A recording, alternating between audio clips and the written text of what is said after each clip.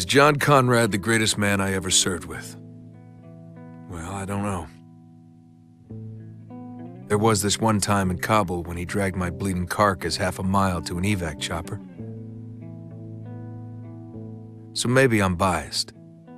But the facts don't lie. The man's a fucking hero.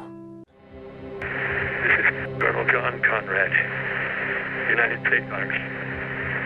The evacuation of Dubai ended in complete failure. Death toll, too many. The Line is Delta Squad sent into Dubai looking for survivors after the city has been ravaged by sandstorms and finding the city in a complete disarray of chaos and war.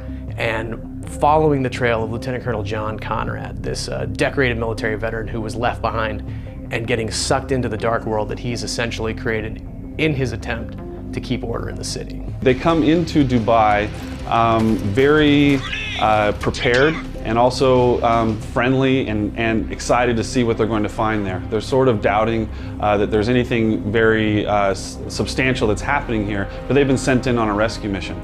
And so these characters, they know each other before they arrive on the scene, fought together for a number of years before this on a number of missions that you'll hear reference to throughout the game.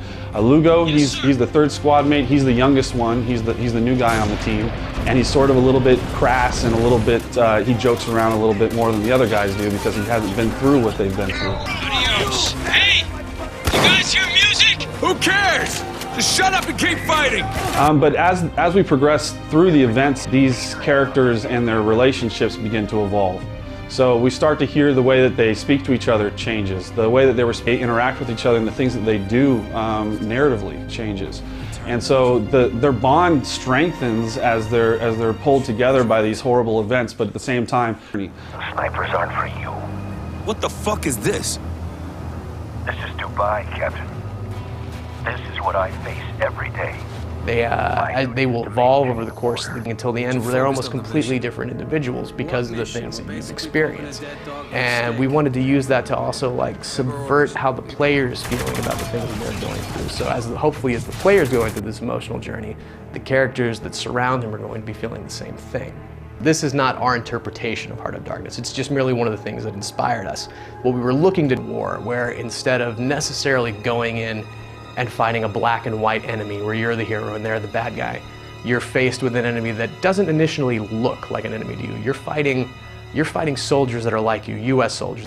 And we wanted to have that line start to blur a lot like stories like Heart of Darkness, Arknome's Apocalypse Now do for the characters there, where you don't really know what's right, you don't know what's wrong.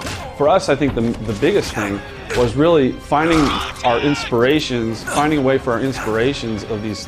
But there's a lot of different types of enjoyment, and we want it to be provocative. We want it to help. We want it to invite you to think about these things.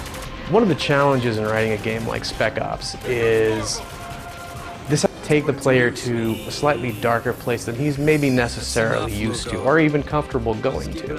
And you have to walk that line of, because it's still a game. So you still have to find that line of where the gameplay is still engaging and fun, but yet at the same time, the player's not entirely comfortable with the world he's interacting in. The thing, when I look at those spaces that they've created, and all of our levels are inspired by real-world spaces that are found in Dubai. We've done a lot of research, and it makes for just a really cool, interesting way to use cover mechanics or a location that's inspired by real-world architecture. On top of that, you've noticed that these skyscrapers are just spires into the heavens. They're unbelievable.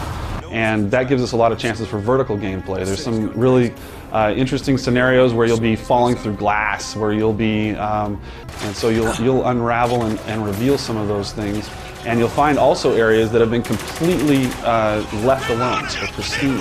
And so you'll see some areas that kind of show you how Dubai was the day the sandstorms hit as well. A lot of interesting opportunities, and actually as a game developer, it's been an awesome experience to be able to work within this environment. We're hoping that what they notice is the attention to detail that we have made, that to create something that is a unique experience for them, something that they have not seen before in this genre. We want them to come in and almost feel that something's off, something's slightly askew from what they've been expecting.